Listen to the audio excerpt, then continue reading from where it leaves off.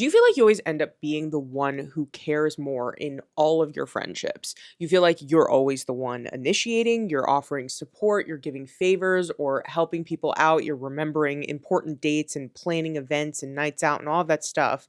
And you start to wonder if your friends are lazy or selfish or if you're just too much for them, if they don't actually like you and they're just using you. Like all of this stuff starts running through your head because you've noticed a pattern.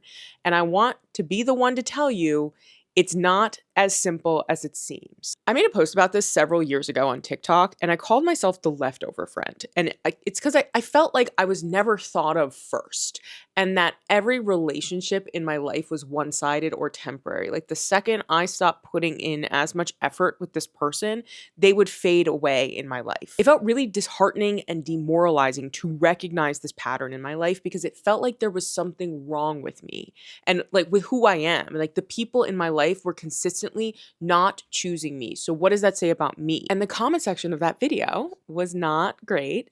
Most of it was people talking about how they've had a similar experience, but a lot of people were coming to the conclusion that you have to cut everyone off and start over. Like they were basically saying like those people are trash and you have to find better people. And that's not the answer. Okay, I went through this several years ago. I think I made that video and like I didn't go look at it. I think it was 2021 or 2022. And my friendship life, like my social circle has gotten so much better and so much more reciprocal and I feel wanted by the people in my life.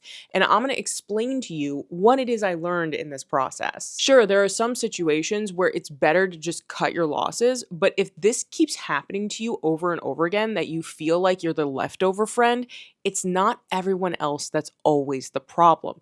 You are likely doing something that is leading to this outcome. So in this video, I'm going to show you what might actually be going on underneath the surface on your side, on their side, and in the dynamic between you. To start, let me show you how to take inventory of how you are showing up in your relationships. There are 3 common patterns that make people feel like they care more in relationships. And what I'm about to go into is all about being introspective. And if you want to get better at introspecting, I created a very accessible product for you all. It's my 160 journal prompts for true self-discovery and clarity, which is a downloadable PDF filled with transformational prompts that I have organized in a way where you can use them on the computer or on your phone, or you can print them out and put them in a jar like this so that when you're journaling or blanking on what you want to write, you can just pull out one of the pieces of paper and have some guidance. And it's a really wonderful way to sort of tap into your subconscious mind and talk about things you didn't even know you needed to get off your chest. It's only $7 for the PDF,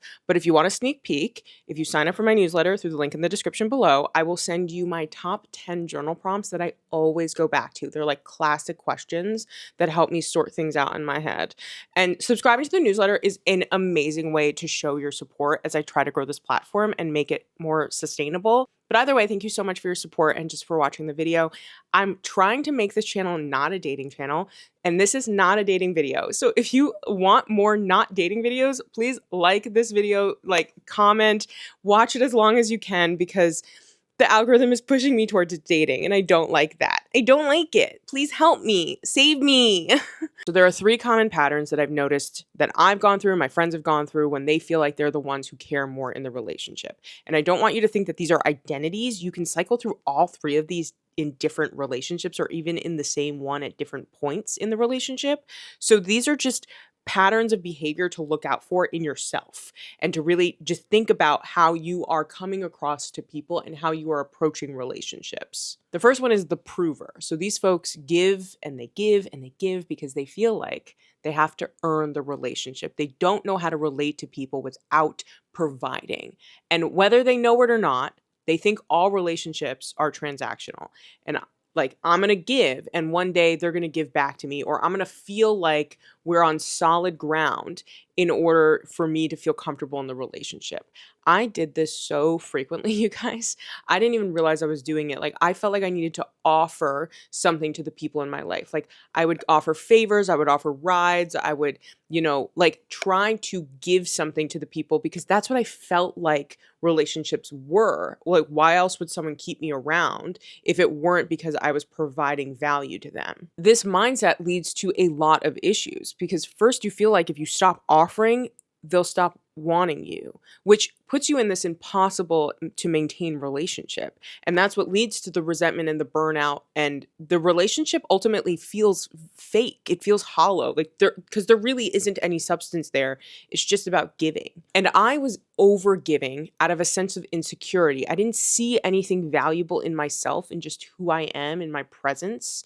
And as a result of that, I felt like I had to provide something tangible of value to them in order for them to stick around and see that I'm useful. But the problem with that is it's always going to be one-sided because this is not a normal way to have a relationship. It's not a quid pro quo, and other people are not going to give as much as you because it's not healthy to do that. And then you start to come to this conclusion that their lack of reciprocity is proof that you're not good enough, when that's not the case. You've created this incredibly unhealthy dynamic that no one will win from. In fact, the other person, if they're like a decent person, probably feels a little uncomfortable that you're always giving, giving, giving, because then they're like, what do you want from me? Like, am I supposed to be giving as much as you? This feels weird. So let me give you an example. You meet a new friend at work and you instantly click. You start offering them rides home. You're checking in after tough meetings. You bring them snacks. You text to make plans, and they seem happy to hang out, but they're not really initiating. And you think maybe they're just shy.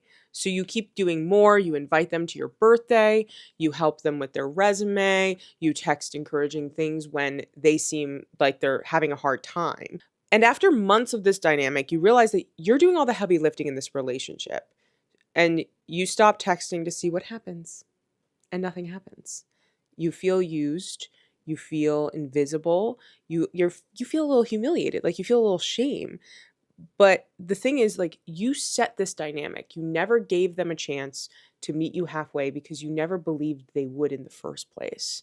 And this goes beyond being generous. You're over giving, like I said, to secure your spot in this relationship. You believe connection must be earned rather than like forged in intimacy, and you're scared that if you stop offering, the whole thing will fall apart and you'll just be exposed as unworthy. So you're on this treadmill that you don't know how to get off of without feeling like crap. And if you identified with that situation, you might be driven by insecurity. You might be struggling with anxious attachment, which means you have this core fear of being neglected or even abandoned in your relationship. At some point in your life, your self-worth somehow got tied to your utility, and you feel like you have to manage people and the problems in order to make things work out. I struggled with this mindset for a while. And quite frankly, I didn't understand what would get someone to keep me around because my self-esteem was so low. Like, didn't I have to do things for them? Like, give them rides or help them with things and stuff? Like, isn't that what relationships were? Like, back and forths like that? I truly didn't know. And the answer is no. This is a transactional view of relationships, and it's an incomplete understanding of intimacy and connection. Like, sure, it's nice to help your friends and loved ones, like giving them rides to the airport or giving them advice or picking up the tab for lunch or whatever it is. Like, it's nice to have that back and forth as a gesture, but it should not be the core of the relationship. What you want to work toward is thinking of relationships as transformational rather than transactional. Transformational relationships focus on mutual growth. It's about getting to know this person and fostering a deeper connection with them. And with transactional relationships, you're motivated by a sense of external reward or like a sense of obligation or future gain because they'll do something for you eventually. Like, you're going to go back and forth eventually. When you think of the relationship as transformational, you're more inspired by a shared vision and like fostering deeper vulnerability rather than what you can do for each other. It's about who are we becoming together as we walk through life next to one another? Like, how are we empowering each other? It's about mutual empowerment. And when you make that shift in your head, you're going to start to look at your relationships differently.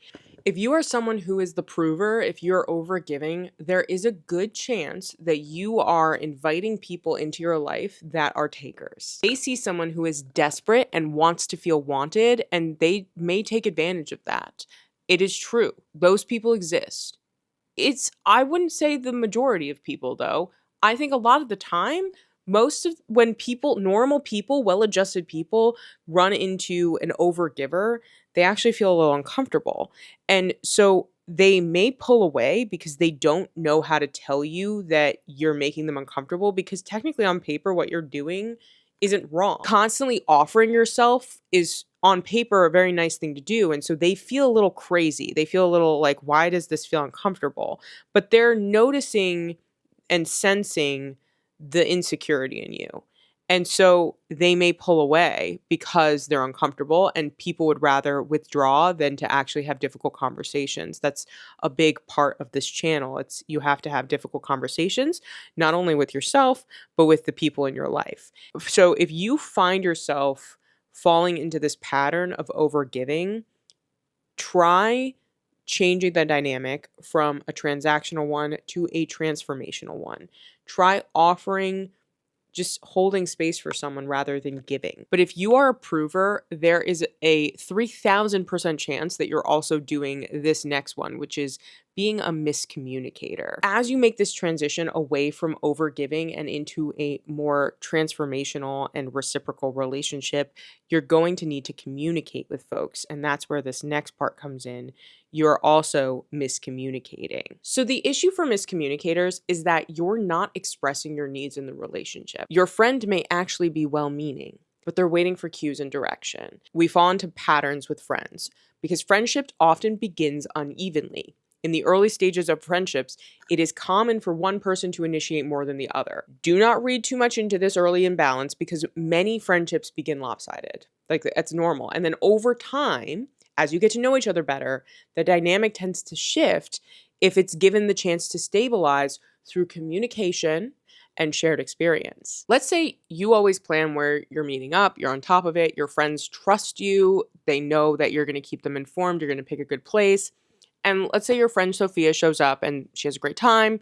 She says thank you for organizing, but she never seems to initiate plans herself. And she seems pretty disengaged. And when you finally say, hey, I feel like I always plan everything. And she responds like, oh my God, I didn't realize it bothered you. Like, I just thought you liked doing that stuff because you're so on top of it.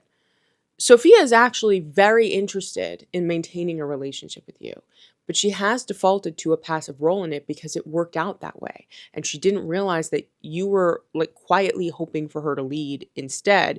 And she didn't want to be pushy. And so she didn't offer.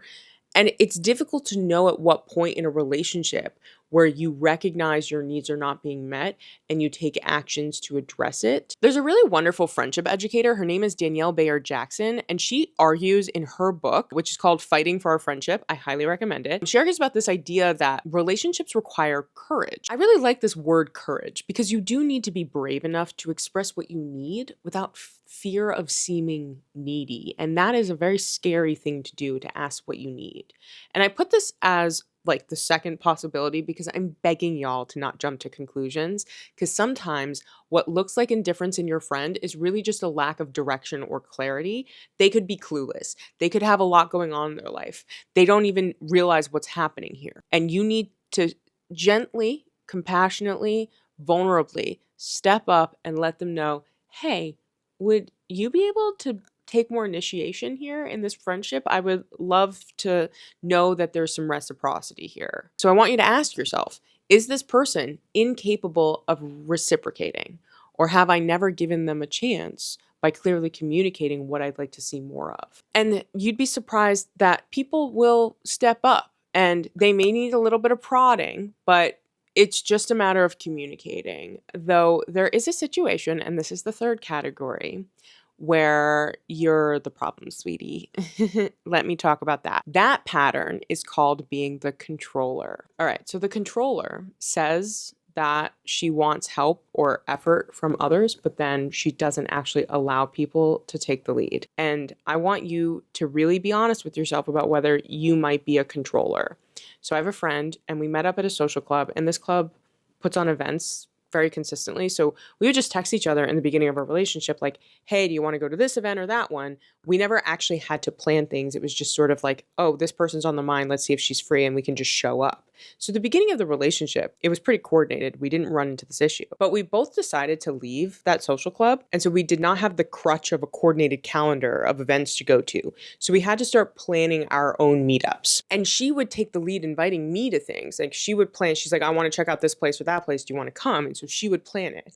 But one day she expressed some frustration that I never planned anything. And she was right. It was lopsided, but I just sort of figured she liked it. So I planned dinner for us. I got us reservations, and she showed up at the restaurant and she walked out. She said she had a bad experience with the host. Like immediately when she walked in, she said she didn't want to smell like the spices they were cooking because they were using some very strong spices. So she walked out of the place and picked like and went to like some different restaurant on the same street. And I was a little offended. I'm like, okay, I thought you wanted me to plan it, but fine. And that was the first sign of things just being a little like it kept happening. Like every time I made plans for us, it was somehow wrong. Like I couldn't do anything right. She had an amendment to it. She vetoed it. She didn't like what I chose. She had some judgment about it. She wanted to do something else. And I would throw out 3 suggestions and she would tell me they were all wrong and she didn't want to do those.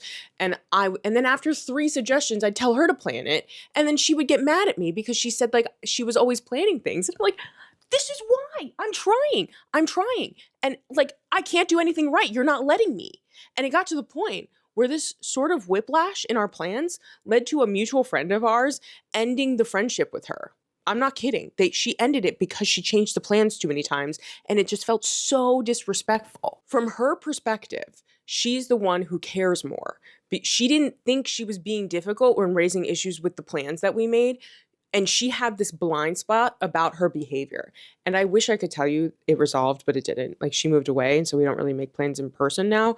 But I'm putting this in here because you have to be honest with yourself about whether you're putting your friends in this position. Are they trying to step up and you're not letting them? Do you have a fear of letting go of control? Because to me, it seemed like there was this idea that things could be perfect. Like she had this idea in her mind of how she wanted things to go that night. And she wanted to try to make it happen. But the thing is, if you're not leading, you're following, you don't get to sit back and also set the vibe. Like you have to choose one. You're either planning the evening so you can control everything, or you're letting someone else take control of things. You can't ask, why won't anyone else do this while rejecting every offer? Like that's not how it works. So in that situation, she communicated to me that she was feeling frustrated that she was always the one planning things. And I stepped up.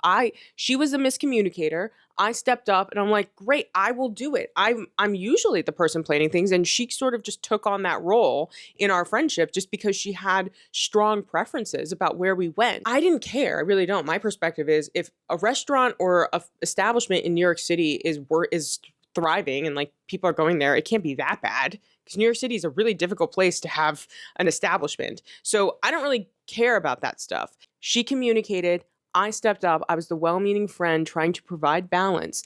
And she came and squashed it by criticizing every choice I made.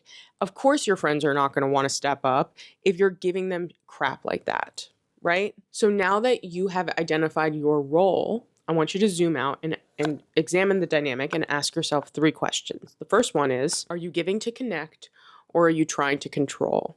The prover is trying to control. The controller is obviously trying to control. You need to check yourself and ask if you are doing these things for a healthy, motivated reason. If you give because you want closeness, but you never express your needs or allow space for the other person to give back, the imbalance may be your own doing, and it's just a matter of communication. Number 2, have you actually given them a chance to step up? So if you're overfunctioning, like we've talked about in these 3 examples, the other person might assume you prefer it that way. So sometimes people will step up, but only after you step back. You have to give them an opportunity to take the reins. And number 3, what happens when you express your needs? If they respond well, this was a communication breakdown. The friendship is salvageable.